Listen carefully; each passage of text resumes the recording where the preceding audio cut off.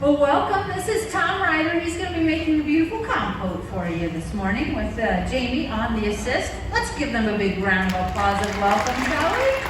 Awesome. Thanks so much. My name's Helen. I'm going to be narrating this process. So if you have any questions or curiosities that pop up, please feel free to get my attention. I'd be happy to chat with you in the course of the demo. But here we've got that hot glass y'all came to see.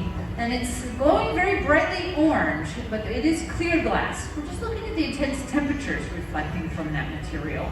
It's around 2,100 degrees Fahrenheit. That's about 1150 Celsius. And just like hot lava coming out of the earth, which happens to be about the same temperature, we see that beautiful orange glow, furnace, and to the glass itself. Now watch carefully, a bubble is going to magically appear here on the end. Boop, there it goes. And this bubble is being made possible not by traditional methods. Usually we would just blow into the end of that hollow stainless steel blowpipe to create hollow forms. But Tom is wearing his mask today, and just like we ask you to wear yours all day, we also have to wear ours all day, so we can't blow glass as we traditionally have. Instead, we're using an air compression system, which includes the blow hose you see attached to the back and a foot pedal down below. As he taps on that pedal, just releases some air pressure into the pipe. Now we have used systems that include blow pipes or blow hoses in the past, but typically that would also just be connected to a mouthpiece that you would add your own pressure into. So it's a new system for us, but it works pretty well, and we're happy to have it because it's allowed us to continue to blow glass. I've popped up a video really quickly to show you what it looks like inside that furnace and the act of gathering, which is what Tom just did. This big ceramic bowl, we call that a crucible. This particular furnace holds about 1,000 pounds of glass. If you saw a demonstration upstairs in our innovations area, that's only about 250, 300 pounds of glass, a much smaller furnace. But at those high temperatures, the glass is very fluid like honey. So we just wind it onto the end of the pipe, and you keep turning to keep it on the end of the pipe. If he gets really excited and starts spinning too fast, then glass starts to wing away from center as well. So he stays nice and calm, turns nice and calmly. But there's multiple layers. It's important for that first layer to be cooled down enough to where it's stable. Then with the second layer, it's a little easier to control. It's kind of like gathering liquid on a solid rather than liquid on a liquid. But we often use wooden tools to just reinforce those layering processes, making sure everything is evenly distributed. First, he used a wooden block, and secondly, he used this version. Does anybody know what this is? Any guesses? What do you think? Newspaper. I couldn't hear what you said.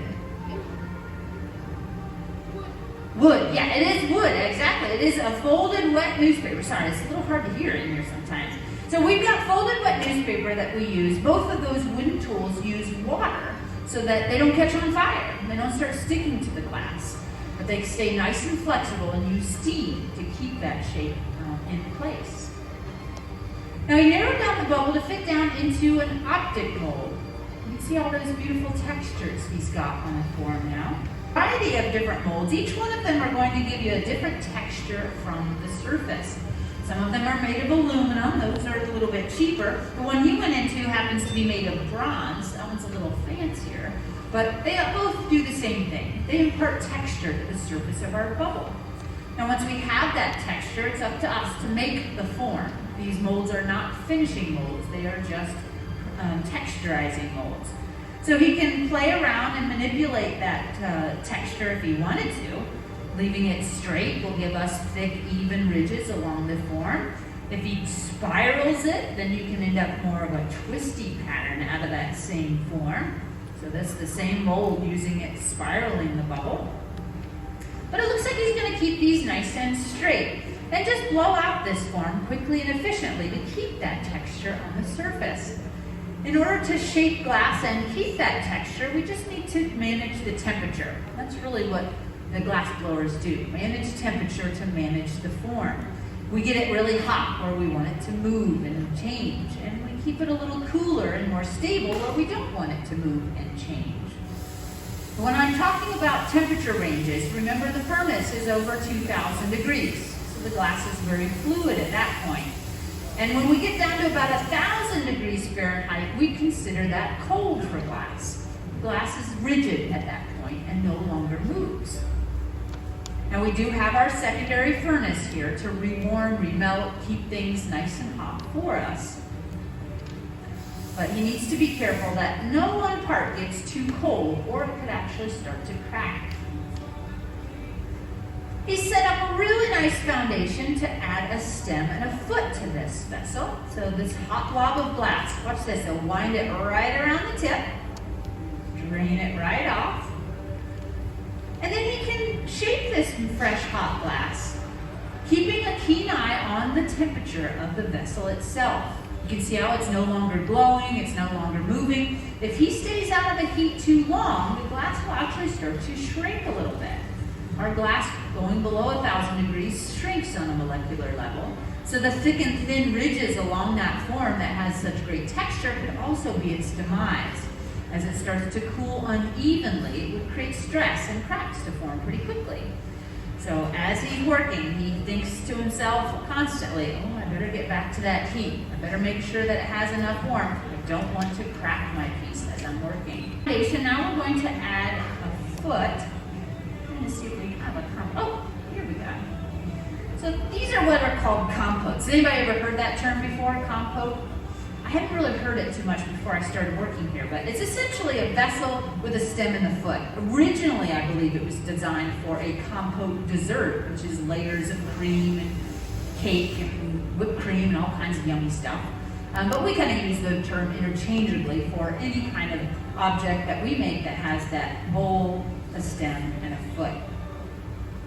So he's made a nice little landing pad now for additional glass that we can use to create that foot. And we are going to return to some wet wood to make that happen. I don't have any over here, but you see the tool that he just pulled out of the bucket. This is called a Swedish footing tool. It's actually two pieces of wood that are hinged together. They have a little notch out of the bottom edge so that it fits around the stem, and he'll use that wood to squeeze the glass into a nice thin foot. It's actually one of the trickiest tools that we have, though, because as you're working, if it creates a dry spot, it's going to stick to the glass. If you squeeze too hard, it's going to act like a disc brake and just stop you from turning. If you don't squeeze enough, then it's going to harden and then be uneven. So he works on getting that glass nice and centered, and then gently squeezes, constantly turning and coordinating left and right hand to make a perfectly round foot. That's beautiful. Nice job. What do you think, folks? He did a great job on that. So often those turn out looking something like a fried egg because you don't quite get the right squeeze and angles. But it's a really quick and easy way, well, relatively easy way of getting a nice thin foot on the bottom of the form. So now the bottom half is done. It's time to transfer this over onto a punty. We want to go back to shaping the top half of the form. So this is pretty typical for handmade glass. You finish the bottom half when it's on the blowpipe, and then you reattach it to another iron, essentially flipping it over the other direction. That gives you access to heating the opening of the piece. As we're reheating, whatever goes into the furnace first comes out last. So that's always going to be the area that's easiest to stay the hottest, while you keep what's close to you a little bit more stable. So about halfway through, you flip them around so we can get that connection. That's to get this to remove. And how many folks out there have broken glass before? Got some guilty smiles I see out there. So when you broke that glass, was it in nice little cubes and triangles and circles? No, probably not. The glass probably shattered in big, jagged, irregular pieces. It's really hard to predict how glass will break. And that has all to do with the molecular structure. Those molecules are randomly patterned rather than being in a grid pattern. Things like quartz have grid patterns. You hit them, it cleaves along a clean line, you get a nice square shape. So glass is randomly patterned, which means we need to weaken it in order to break how we would like it to break. So the connection is attached a little colder. This is a delicate and temporary connection that we can sever later. And the top edge of his piece, he's put a pretty tight constriction line called a jack line. So with a little drop of water, it'll start a crack and hopefully follow right along that line. Nicely done. Yeah, another big round of applause for the team. Now they're making this process look pretty easy because they each have around 20 years of experience.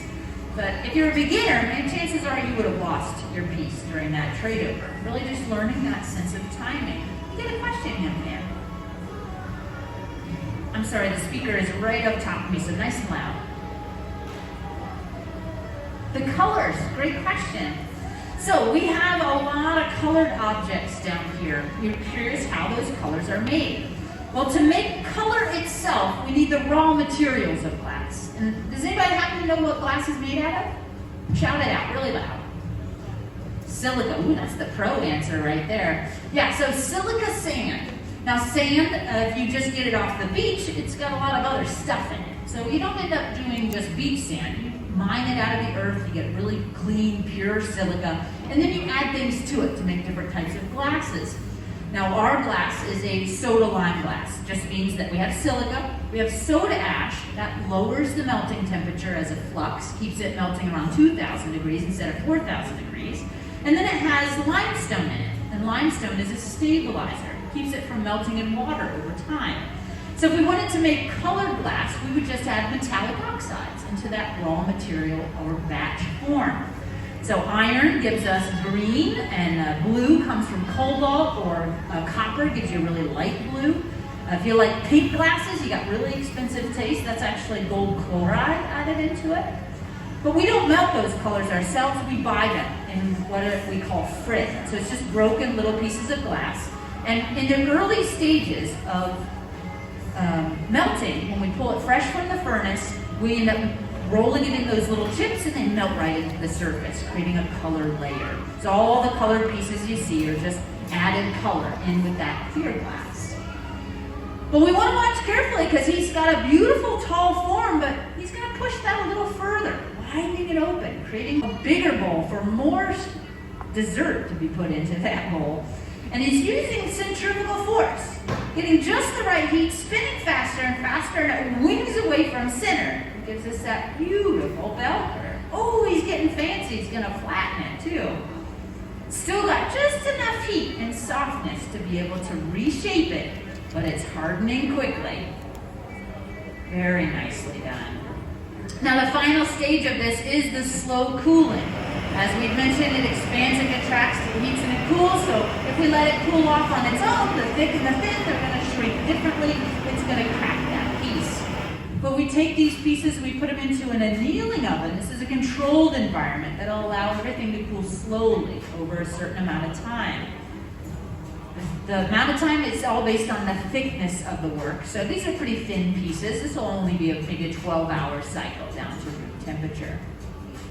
So a light little tap. Look how easy that bunny broke off. Very nice. Yeah, you can give a big round of applause. Beautiful compote. Little torch on the bottom, just make sure there's nothing sharp. And then we load this away into our annealing oven for slow cooling.